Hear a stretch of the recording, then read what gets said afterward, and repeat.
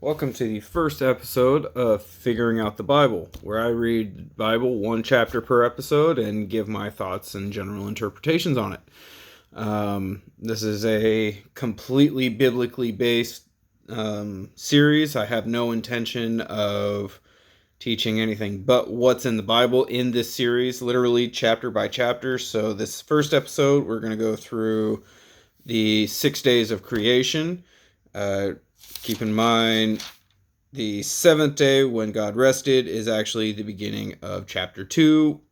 Whatever reason, I would have made that the beginning, or I'd have made the seventh day the end of chapter 1, but it is what it is. So, we're going to start with the reading of the chapter, and then I'll go through and give my thoughts.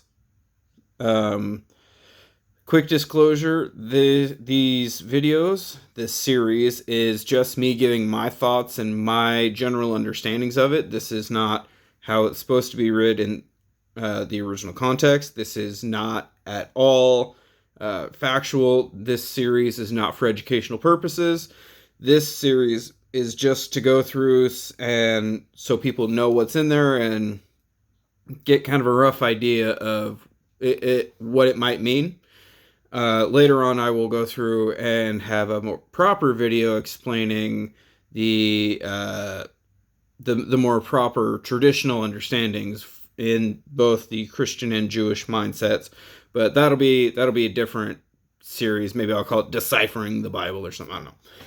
Either way, Genesis chapter 1, starting at verse 1. Let's dive right in. In the beginning, God created heavens and the earth. The earth was without form and void, and darkness was over the face of the deep, and the Spirit of God was hovering over the face of the waters. And God said, "Let there be light," and there was light. And God saw that the light was good, and God separated the light from the darkness.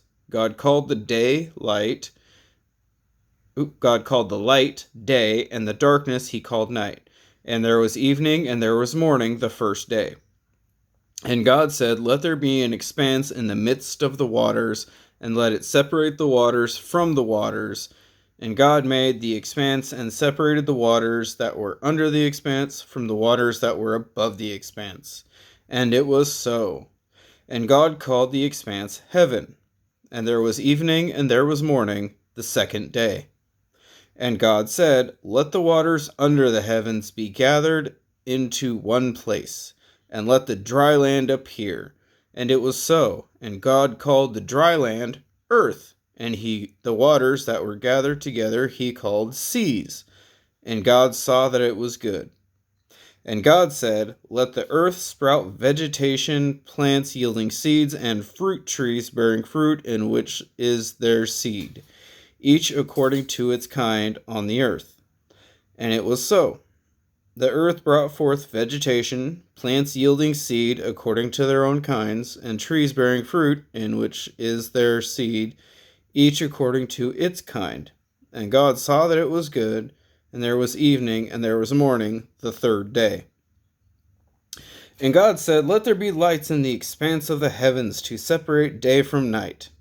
And let them be for signs, and for seasons, and for days and years, and let them be lights in the expanse of the heavens to give light upon the earth."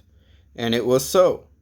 God made the two great lights, the greater light to rule the day, and the lesser light to rule the night, and the stars. And God set them in the expanse of the heavens to give light on the earth, to rule over the day and over the night, and to separate the light from the darkness. And God saw that it was good. And there was evening, and there was morning, the fourth day. And God said, "Let the waters swarm with swarms of living creatures, and let birds fly above the earth across the expanse of the heavens." So God created the great sea creatures and every living creature that moves, with which the waters swarm, according to their kinds, and every winged bird according to its kind. And God saw that it was good. And God blessed them, saying, "Be fruitful and multiply, and fill the waters in the seas, and let birds multiply on the earth." And there was evening, and there was morning, the fifth day.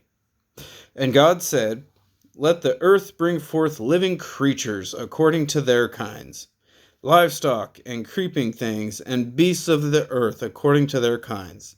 And it was so. And God made the beasts of the earth according to their kinds, and the livestock according to their kinds, and everything that creeps on the ground according to its kind. And God saw that it was good. Then God said, let us, make man in our image, after our likeness, and let them have dominion over the fish of the sea, and over the birds of the heavens, and over the livestock and over all the earth, and over every creeping thing that creeps on the earth. So God created man in his own image. In the image of God, he created him. Male and female, he created them. Very first people, male and female. Look at that. And God blessed them. And God said to them, be fruitful and multiply, and fill the earth and subdue it, and have dominion over the fish of the sea, and over the birds of the heavens, and over every living thing that moves on the earth. And God said, behold, I have given you every plant yielding seed that is on the face of the earth, and every tree with seed in its fruit.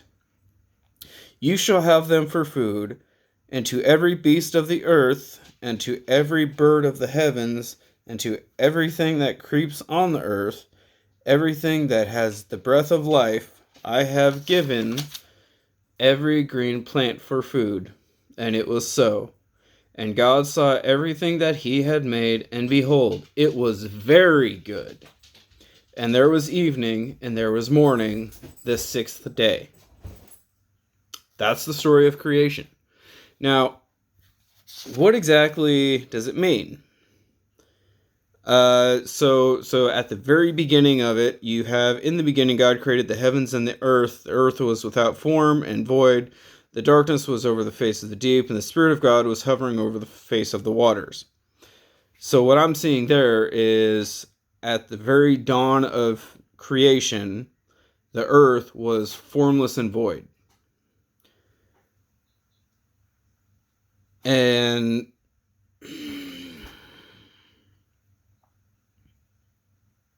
you know, I've actually struggled a lot to come up with some sort of explanation for what Genesis 1 actually means. And what I've come to the conclusion of is basically it's like a bullet point version of what actually happened. So we each bullet point is like a day. So we start off with the earth being formless and void, so the heavens and all that are created. And I heard at one point an explanation for the weird kind of how things work out, and there's two things that I can say. One, when God says let there be light, it's not the actual creation of light. I think it was Inspiring Philosophy gave this really in-depth explanation for this, but basically when God says something like let there be light, he's not creating the light. The light is already there. Like it said, in the beginning, God created the heavens and the earth. The earth was formless and void, and darkness was over the face of the deep. So the earth is there. Everything is already there. Everything has been made already before the first day. And then when God says let there be light, he's naming the light. He's assigning order and purpose to the light. It, later on we hear about Adam naming all the animals. So they're naming stuff and assigning order and all of that to things is it's a prominent aspect of the Torah and biblical teaching as a whole. I mean, even going all the way into the New Testament, naming things is still a huge deal. Jesus is named very specifically to mean God with us, I think. Simon has his name changed to Peter because he is now the rock, the cornerstone of the church on earth. You got Jesus is like the foundation stone, and then Peter became the cornerstone for the church. So names are a big deal. So God says, let there be light. He's saying all this bright stuff is light. And then when it says he separated the light from the darkness, it's like saying, okay, that where it's bright, this is light. And then over there in that dark spot, that's going to be that'll be the darkness. So God separated the light from the dark. And then it expands out a little bit. Let there be an expanse in the midst of the waters, and let it separate waters from waters. And God made the expanse and separate the waters that were under the expanse from the waters that were above the expanse, and it was so.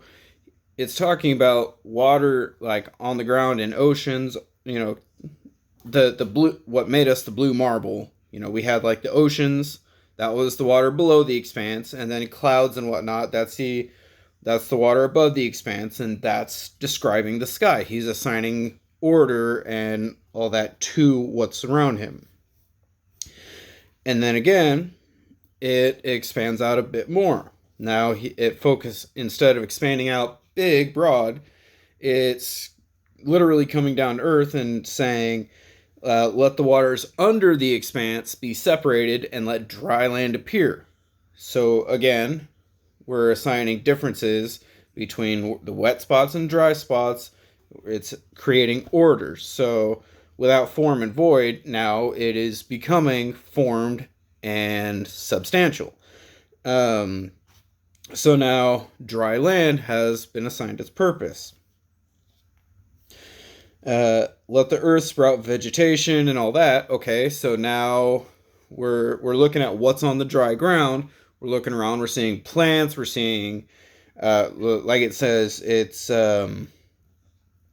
vegetation plants. So all sorts of flowers and stuff. Plants yielding seed. So grain and wheat and grasses, fruit trees, all that kind of stuff. And it's saying that each type of plant or tree only gives seed for that type of fruit or tree. So everything only produces seed to its kind. And then so that's the third day. The fourth day, that's when now we're looking at the real big picture. Okay, we're looking at into the skies, the greater light. God says, let there be lights in the expanse of the heavens to separate night from day. So in the night, we are given the stars and the moon. That's the lesser light. And then in the day, we're given the sun. That's the greater light. And I find it really beautiful in astronomy or whatever. If the measurement from the moon to the sun, or the difference in size, between the moon and the sun is roughly 400 times, something like that. And then the distance difference, like how far the Earth is from the moon versus how far it is from the sun, is a 400 times difference. So the sun and the moon appear the same size, roughly, in the sky. I always thought that was a really, really cool thing. So that's what's described on the fourth day. And then on the fifth day, that's when we get birds and fish and all that sort of thing. So really telling, what are most dinosaurs supposed to have been? Birds. Where did life begin? In the ocean. So it's giving the literal chronological events now. So starting at day 4, it actually falls into a legitimate chronological order of events, and it's still keeping to the naming thing. Because now the creatures flying around, we know those are birds. The great sea creatures of every living creature that moves within the waters, swarms according to their kinds, every winged beast. So again, the reproduction cycle is only for it within same species. So tortoise is always going to give a tortoise. Flamingo is always going to give a flamingo. Whale, always a whale. Yeah. And of course, be fruitful and multiply. Fill up the earth, fill up the seas. And that was the fifth day. And just in like the historical record, that's what happened, the before it was vegetation kind of stuff, animals, humans. Okay, so day 4 we get the vegetation, day 5 we get the animals, and now day 6 we're getting it's kind of like the dinosaur era, and then that all got wiped out. And now we're fast forwarding 65 million years to today. And it's now the 6th day, and God said, "Let the earth bring forth living creatures according to their kinds, livestock and creeping things, and beasts of the earth according to their kinds." So now that's like modern day animals, giraffes, rhinos, etc. That's when they were created. And then right after God makes all those, so that's like the meteor hit, reset everything. We got our modern day animals, and now here's where we come in. God created the animals, and God saw that it was good. Then God said, "Let us make man in our image." First of all, let us make man. The triune Godhead is literally in the Bible from Genesis 1. And it's not just a typo or whatever, because it repeats that same thing. Let us make man in our image, after our likeness, and let them have dominion over the fish of the sea and over the birds. So, yeah, we're made in the image of God. If when we see God, he will look roughly like us. So that's cool. But then God gives us dominion over the fish of the sea, over the earth, every living thing in it. So we are called to do exactly what we did. Populate the whole earth and subdue it. Make it our own, It's like God created the earth. Here is your blank canvas. Make it what you will. Tend my garden, that sort of thing. So overall, the 6 days of creation are a chronological but somewhat metaphorical explanation for how things went. And the Big Bang Theory is actually based off of Genesis 1. So in the Big Bang Theory, and this is kind of how we think it actually went, day 1, let there be light. In the very first instant of the Big Bang Theory, there was nothing but light. Heat, light, absolute insanity. Basically, every bit of mass that ever existed was in such a small, compact area. It was just a glowing ball of plasma craziness. Then it expanded out, cooled down, and the hotter sections stayed bright. The other sections cooled down and got dark, so light separated from dark. And then you got the expanse in the midst of the waters. That's like planets developing atmospheres, and the natural laws coming in play. Day 3, you get the dry land appearing, so that's planets and stuff are cooling down enough to physically have a solid surface, and then let the waters under the heavens be gathered in one place and dry land appear. So like the earth was covered in water, and then molten activity or lava activity, volcanic activity happened, land formed. And then, just like I was saying before, days 4 through 6 are chronological. You get the plants, animals, humans. It's a literal thing. And keep in mind, these are all just my crazy thoughts. Don't take any of this seriously. And then it finishes off with God blessed them and told them, "Be fruitful and multiply, fill over the earth, subdue it, and have dominion over it." Just like I was saying before, we are called to do exactly what we did. And he gave the animals and whatnot, every green plant for food, and it was so. And last but not least, this is something I found interesting. It says in verse 31, this is the very last verse of the chapter, and God saw everything he had made, and behold, it was very good. And there was evening and there was morning, this sixth day. Now that I find that really interesting that he says it's very good there. But for day one, it just says doesn't say anything about day one. Day two, doesn't say anything for day two. Day three, it says God saw that it was good. Day 4. Oh, wait, no, that was day 2 or no, that was okay. So for day 3, it says and it was good twice. Day 4, it says God saw that it was good. And day 5, it says God saw that it was good. And then at the end of day 6, that only then does it say God saw that it was very good. So that means that at the end of the 6 days of creation, things were very good and just what God wanted. I hope you enjoyed this first episode of Figuring Out the Bible. I absolutely loved rambling on for 20 minutes. Let me know your thoughts down in the comments. I'd love to hear some different theories and ideas on how exactly we should interpret Genesis 1.